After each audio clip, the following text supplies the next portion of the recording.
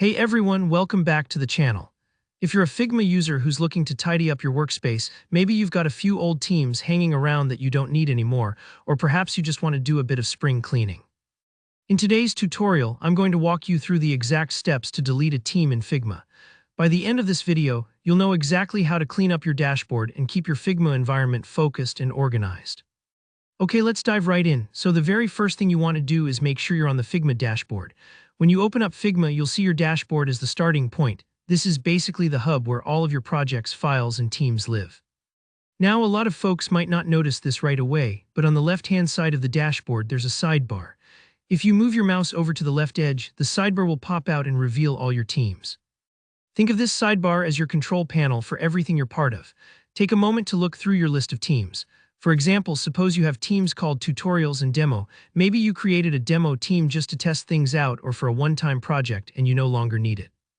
That's the one we'll focus on deleting today. Go ahead and click on the team you want to delete. In our case, let's click on Demo.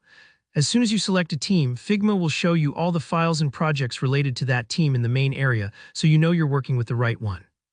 Now pay attention to the top of your screen where the team's name appears. Right next to that name, there's a little drop-down arrow. This dropdown is where all the key team actions live. It's a small detail, but super important. Click that dropdown and you'll see a menu pop up with several options like Settings, Members, and most importantly for us today, Delete Team. Sometimes you might have to scroll or look carefully if you have other options, but Delete is usually right in that list. Go ahead and select Delete Team. Figma will pop up a confirmation dialog to make sure you really want to delete this team. This is their way of preventing any accidental deletions, which is super important if you or your teammates still have files in there. At this point, double-check that you picked the right team, because deleting a team will remove all the projects and files inside it, so it's a good idea to make sure there's nothing left that you need. If everything looks good, confirm the deletion. That's it. Your unnecessary team is now removed from your dashboard and you've just made your Figma workspace that much cleaner. Keep in mind, if you don't see the delete option, it might be because you're not the team owner or you don't have the right permissions. If that happens, just reach out to whoever manages your Figma account, and they should be able to handle it for you. And there you go, deleting a team in Figma is actually a really straightforward process once you know where to look.